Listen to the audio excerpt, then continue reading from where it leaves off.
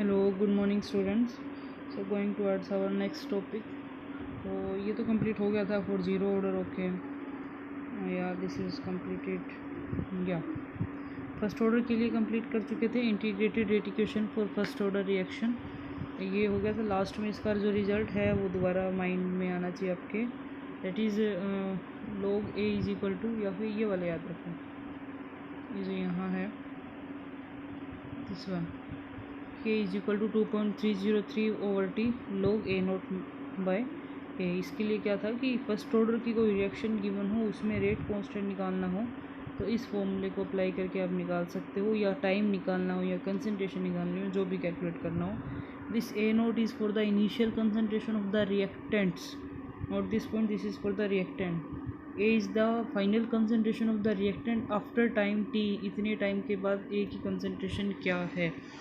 Okay तो इस फॉर्मूले को याद रखो। उसके बाद है next topic is our the integrated rate equation for the first order gas phase equation, gas phase reaction. तो फर्स्ट ऑर्डर की ही रिएक्शन है, लेकिन वो लिक्विड्स के अंदर बात ना हो रही हो, गैसेस में बात हो रही हो, तो हमें उसके लिए इक्वेशन क्या रहेगी, तो सेम ही रहेगी इक्वेशन, कोई चेंज नहीं होगी।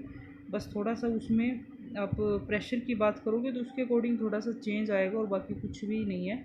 तो उसको अलग से टॉपिक इसलिए बना दिया क्योंकि न्यूमेरिकल्स में काफ़ी बार कंफ्यूज हो जाते हैं और फिर वो लिक्विड वाली ही लगा देते हैं, तो प्रॉब्लम आती है काफ़ी बार। ठीक है, तो उसके लिए एक अलग से टॉपिक बन गया।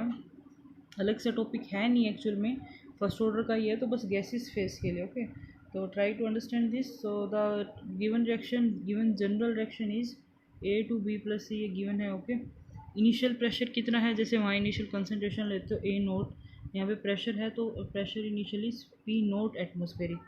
प्रोडक्ट तो अभी बना ही नहीं है, तो 0 0 प्रेशर है, वहाँ पे कुछ अभी चेंज नहीं है। एट टाइम टी,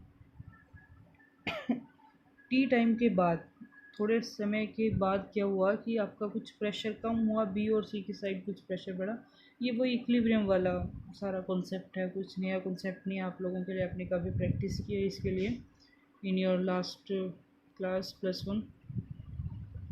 ओके तो पी नोट में से कुछ माइनस हुआ, पी माइनस होगा, पी ही प्रेशर बी का बढ़ेगा, पी ही प्रेशर सी का बढ़ेगा। This concept should be clear in your mind.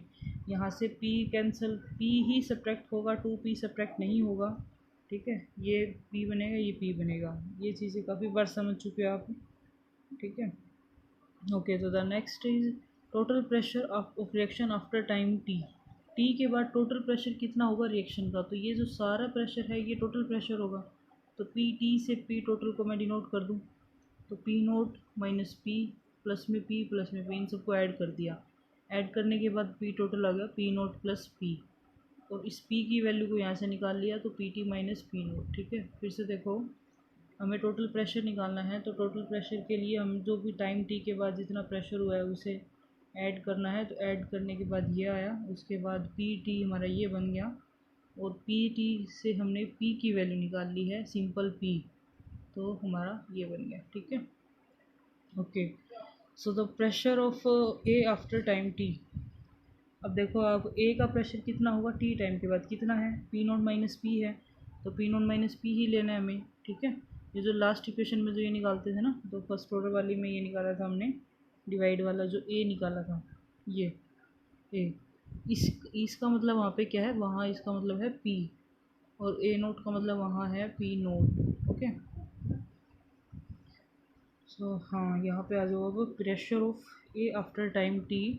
तो पी नोट माइनस पी है, कैसे पता, ऊपर यहाँ पे हमने पी नोट माइनस पी लिखा हुआ है। ठीक है, तो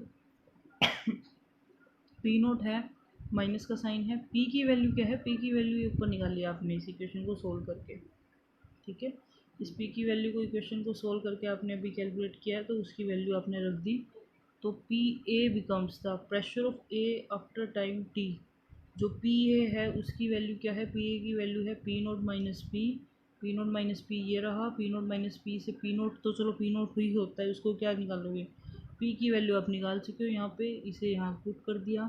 then your after solving you will get the 2p naught minus P T. तो 2p naught minus P T किसकी वैल्यू है, pressure of A after time T, मतलब पी नोट माइनस पी की वैल्यू ही आपकी आई है 2p naught minus P T, और इस वैल्यू को मतलब यहाँ रख सकते हो, तो अब आपकी इक्वेशन सॉल्व होगी।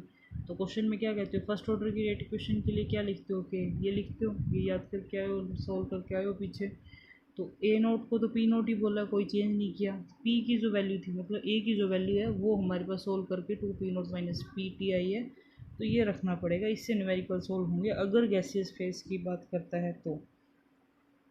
So this was the concept, मतलब गैसियस फेज में ये वाला फॉर्मूला लगाना है p0 माइनस पी टी वाला, और वो वहाँ पे लगेगा लिक्विड वाला लास्ट जो ये साइड में दे रखा है। Half life period next topic है आपका। ये हाफ लाइफ पीरियड तो वैसे पढ़ चुके हैं आप, क्या होता है जिसमें इतना टाइम जिसमें आपका आधे रिएक्टर्स रिएक्ट कर जाए, तो ये एक जनरलाइजेशन है। जनरलाइजेशन मतलब हाफ लाइफ पीरियड अलग अलग ऑर्डर रिएक्शन के लिए आप डायरेक्ट निकाल सकते हो। तो हाफ लाइफ पीरियड क्या हो जाएगा कि डायरेक्ट निकाल सकने का मतलब है कि कंसंट्रेशन के साथ कैसे इसका क्या रिलेशन रहेगा, क्या संबंध रहेंगे कि कंसंट्रेशन के साथ। तो एन इज़ द ऑर्डर, याद होगा, भूल तो नहीं गया ना ऑर्डर वगैरह सब, ठीक है। तो half life period is 1/a0 initial concentration की पावर n-1। तो मतलब आपके पास फर्स्ट ऑर्डर की रिएक्शन है, तो फर्स्ट ऑर्डर की रिएक्शन है तो यहाँ पे क्या रखोगे, 1-1 क्या हो जाएगा, 0। तो half life period is directly proportional to 1, मतलब कि हाफ फर्स्ट ऑर्डर का हाफ लाइफ पीरियड कंसंट्रेशन पे डिपेंड ही नहीं करता। ये आपने लास्ट वीडियो में देखा था कि कंसंट्रेशन पे डिपेंड ही नहीं करता फर्स्ट ऑर्डर का हाफ लाइफ पीरियड, 0 ऑर्डर का करता है, और वो डायरेक्टली प्रोपोर्शनल होता है। तो इसमें वैल्यू पुट करके देखोगे तो डायरेक्टली प्रोपोर्शनल अपने आप आपको आ जाएगा। तो ये सिंपल है, कोई एक नंबर में पूछ ले तो आपके लिए आना चाहिए। The next topic is the amount of substance left after n half lives. N half lives के बाद कितना सब्सटेंस रह जाएगा, ठीक है। अब जैसे आपको मैं पूछूँ कि हाफ लाइफ के बाद, हाफ लाइफ का अगर टाइम पीरियड दे दिया किसी रिएक्शन को, तो कितना सब्सटेंस आपके पास रह जाएगा पीछे रिएक्शन में, तो आप बोलोगे 50%, ठीक है। तो इसी तरीके से अगर आपसे कोई पूछे कि n half lives, 2 half life के बाद आपके पास कितना सब्सटेंस रह जाएगा रिएक्टेंट्स का, तो 2 हाफ लाइफ के बाद कितना रहेगा, वो सब बताने के लिए ये फॉर्मूला है, ठीक है। जैसे आपकी कोई कंप्लीट रिएक्शन हो रही है, आपकी कंप्लीट रिएक्शन हो रही है जैसे 100 मिनट्स में, ठीक है, 100 मिनट में कंप्लीट रिएक्शन हुई, उसके हाफ लाइफ पीरियड कितना हुआ, हाफ लाइफ पीरियड नहीं पता, क्योंकि 50 मिनट तो वो हाफ रिएक्शन हुई ना, आधे रिएक्टेंट रिएक्ट कर जाए। तो आधे रिएक्टेंट रिएक्ट कर जाए मतलब मैं ये बता देती हूँ, जैसे आपका हाफ लाइफ पीरियड ही बता देती हूँ मैं, हाफ लाइफ पीरियड उसका है 50, ठीक है। 50 is the half life period, 50 minute में आधे रिएक्टेंट रिएक्ट कर जाते हैं। उसके 2 हाफ लाइफ पीरियड की मतलब बात क्या होगी, इसका हाफ क्या होगा, फिर इसका जो भी जैसे भी हाफ एक हाफ लाइफ पीरियड और लगेगा, तो उसके बाद कितने रिएक्टेंट आपके बच जाएंगे, उसके लिए डायरेक्ट फॉर्मूला दे रखा है ये, ठीक है। तो a0/2n, this formula is given है a0/2n, तो मतलब ये जो n है ये तो वही है, कितने हाफ लाइफ लगे हैं, n हाफ लाइफ, एक हाफ लाइफ के बाद, 2 हाफ लाइफ के बाद, या 3 हाफ लाइफ के बाद। तो जैसे यहाँ पे शो कर रखा है, जूम कर देते हैं मैं इसे, ये मैक्सिमम जूम इतना ही हो रहा है, हाँ। तो 1 हाफ लाइफ के बाद कितना लगेगा, a0/2, मतलब यहाँ पे 1 रख दो, तो इतना रिएक्टेंट आपका बच जाएगा। एक हाफ लाइफ के बाद तो हाफ ही बचता है ना, ठीक है, मतलब 50% रिएक्टेंट ही बचते हैं, तो a0 का हाफ बचेगा, सिंपल। उसके बाद है 2 हाफ लाइफ के बाद कितना बचेगा 2 हाफ लाइफ के बाद यहाँ पे सेकंड 2 क्या कर दो, 2 कर दो, यहाँ पे क्या आ जाएगा, एंड सेकंड हाफ लाइफ लगी तो a0/4 हो जाएगा, मतलब 1/4 क्वांटिटी आपकी रिएक्टेंट की बच जाएगी। तो इस 1 सेकंड हाफ लाइफ का मतलब है कि फर्स्ट वाले का भी हाफ कर दो, इसका हाफ करोगे तो a0/4 ही आएगा। ये ऐसे मैं ये समझाना चाह रही थी आपको मिनट्स लेके, ठीक है। उसके बाद थर्ड हाफ लाइफ है, तो थर्ड के लिए यहाँ पे 3 रखोगे तो 2^8, 2^3 इज इक्वल टू 8, तो a0/8 आ गया, मतलब इसका हाफ हो गया।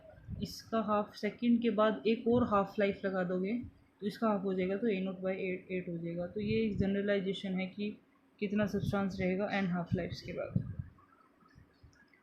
उसके बाद ये हैं बाकी के स्लाइड्स, हम नेक्स्ट वीडियो में करते हैं। वैसे मैं बता दूं आप लोगों को कि जो ये टॉपिक है अर्हेनियस इक्वेशन वाला, effect of catalyst and collision theory, this is excluded for this session only. इस सेशन के लिए एक्सक्लूड किया गया इसे चैप्टर में से। You can check the deleted topics, आपको आपके पास होगा सिलेबस आपके पास, बट फिर भी हम कर लेंगे क्योंकि सिंपल सी चीज़ें हैं, ज़्यादा टाइम कंज्यूमिंग नहीं है, चैप्टर कंप्लीट ही हो जाएगा अगर हम इसे कंप्लीट कर लेते हैं तो। Okay, but I will make an another video for this. Okay, so thank you.